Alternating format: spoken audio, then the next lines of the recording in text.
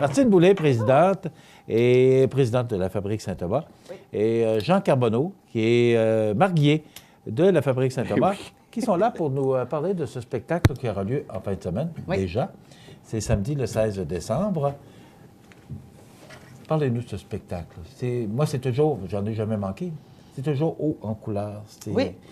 D'abord, Madame Boulay, on est chanceux d'avoir une belle chorale comme ça dans notre église. Oui, très, très, très chanceux. Les gens ont la chance de profiter de leur belle expérience aux célébrations dominicales, lors de mariages et autres. Et pour le concert, bien évidemment, ils vont chercher du renfort, c'est correct, parce que ça va être 66 choristes. Alors, il y a des gens de la chorale de Saint-Mathieu aussi, il y a des amis d'Alléluia et des amis même de l'extérieur qui viennent se joindre à eux. Et cette année, pour mettre encore plus de couleurs et plus de son, on va avoir un trompettiste et un violoniste, en plus de Marie-Hélène Greffard, pianiste. Au piano, oui. Oui, c'est ça. Fait que Et non là, pas à l'orgue. Hein? On est habitué d'entendre Marie-Hélène à l'orgue. Oui. Mais là, c'est au piano. Oui. C'est ça. Et là, on va avoir trompettiste et violoniste qui va ajouter de la couleur. Oui, tout à fait. C'est quand même de l'organisation. D'abord, moi, je sais parce que je connais les membres de la chorale, c'est beaucoup de pratique, c'est beaucoup de travail. Je pense qu'on les a, ces gens-là. Oui, puis c'est des passionnés, là. Parce que si tu n'as pas cette passion-là, là, tu t'embarques pas là-dedans. Là. Fait que moi, là, je parle souvent en communication avec Claire Mainville, la directrice artistique, et aussi avec Germaine Nicole.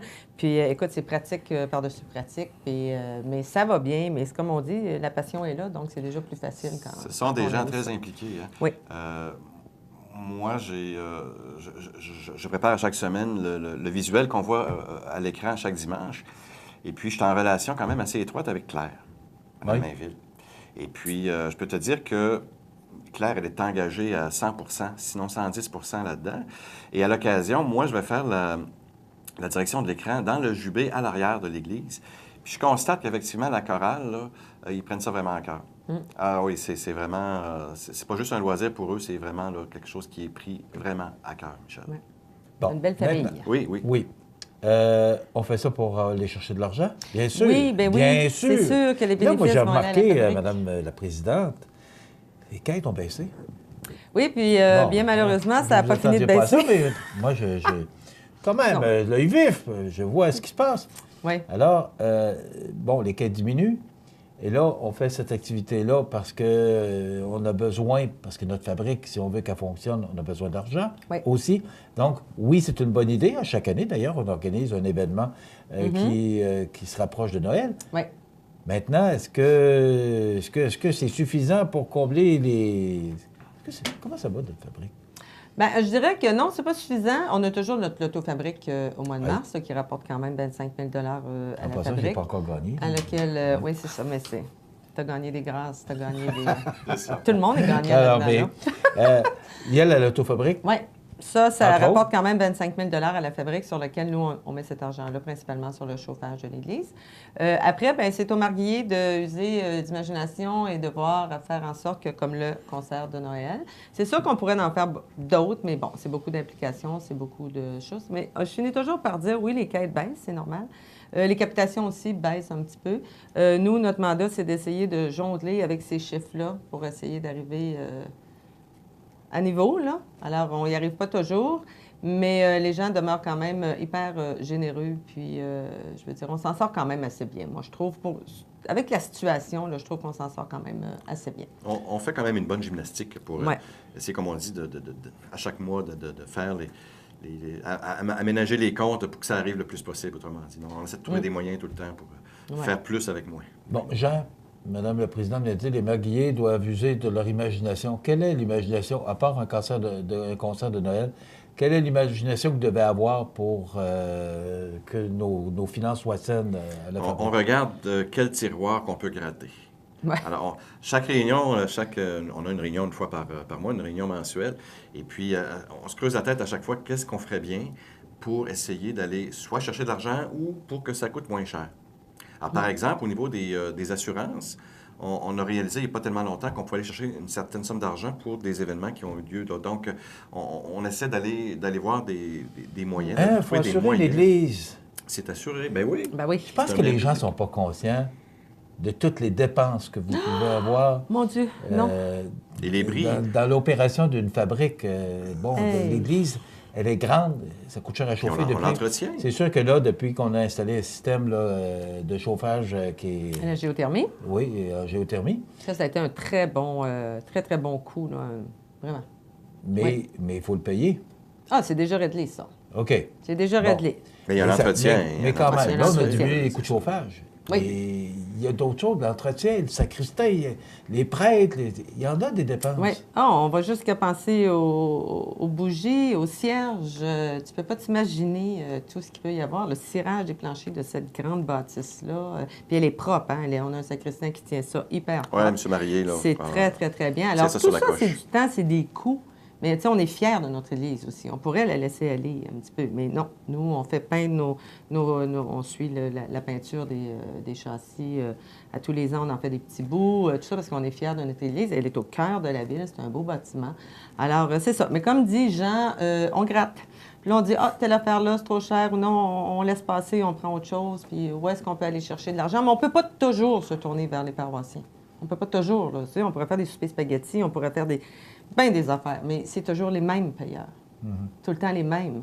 Alors, à un moment donné, il faut leur donner de la corde un peu. Il faut remplir l'église samedi soir. Hein? Hey, on a 600 billets en circulation.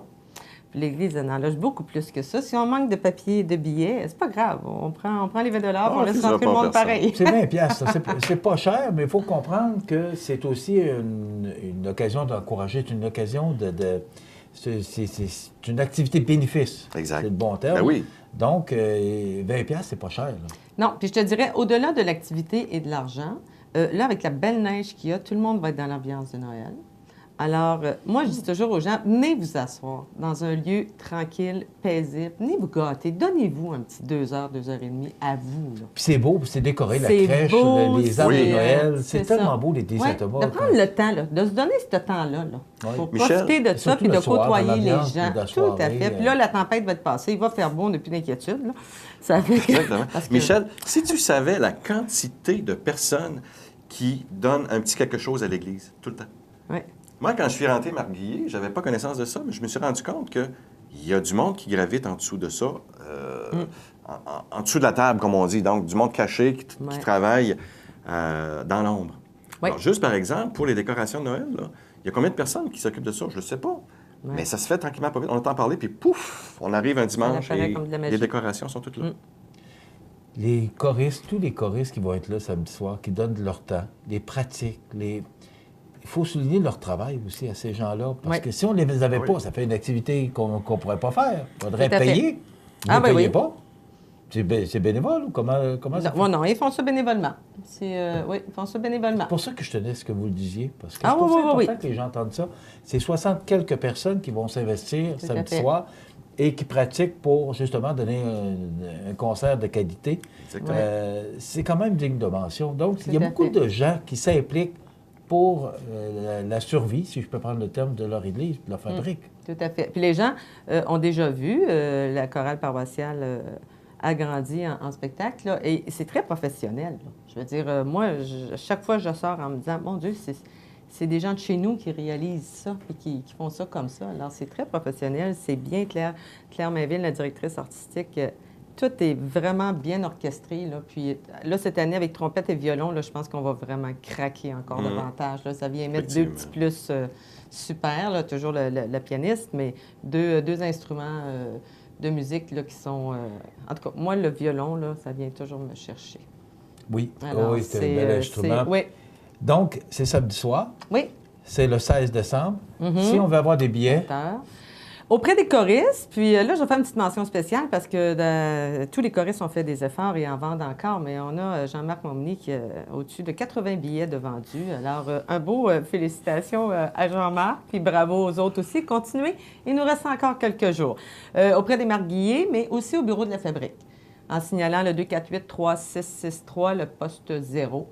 Vous pouvez aller vous procurer là. Et le soir du spectacle aussi. À l'entrée. Il n'y a aucun problème. On va avoir des billets. Puis, Mais ça démontre, vous parlez de Jean-Marc, parce que Jean-Marc a 80 billets de vendus, là, puis, mais ça démontre l'intérêt aussi que ces gens-là, l'enthousiasme que ces gens-là ont d'organiser un spectacle. Ils veulent oui, du monde. Ils veulent du monde. Je pense que c'est à la population de répondre. Faut dire une chose. Oui, on va y aller. C'est 20$, c'est pas cher. Imaginons la chorale, on arrive samedi soir, puis la salle est vide.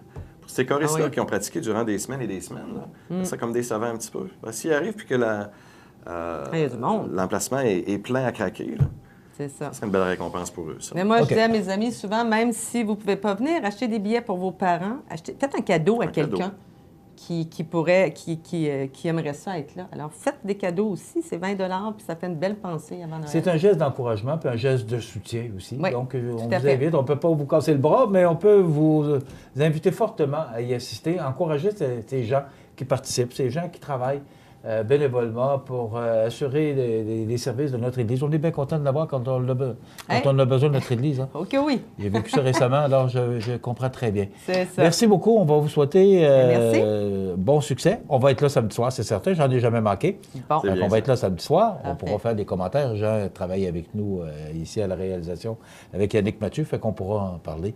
Merci beaucoup d'avoir été là. Merci pour l'invitation. Les chiffres, c'est quand est-ce que ça sort? C'est plus au mois de février. Février? Oui. On commence à plancher là-dessus actuellement. Oui, c'est ça. Là, Martine, je vous invite pour venir nous parler avec Mme Aymon. Oui, parfait. Des chiffres de l'année qui s'écoule. C'est ça. Mais là, vous m'encouragez, vous dites que ça va bien.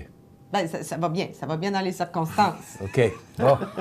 OK. Ça pourrait être pire. Oui, effectivement. On s'en sort quand même. C'est important de préciser. Martine Deboulay, qui est présidente, et Jean Carbonneau, qui est marié de la Fabrique Saint-Thomas. C'est samedi soir, le 16 décembre. D'ailleurs, cette semaine, on va avoir quelques billets à vendre, mais empêchez-vous pas d'en acheter pour ça. Alors, c'est 20$.